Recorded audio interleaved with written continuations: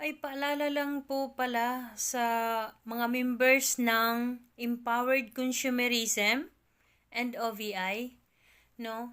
Yung instead before may mga chiki po tayo, 'di ba? Nagpapachiki si company pag once kukunin natin yung income natin sa Empowered Consumerism.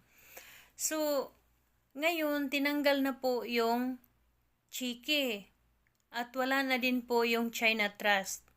So, ano yung ipapalit ngayon para makuha yung pera na income natin sa Empowered Consumerism and Orbis Victos International?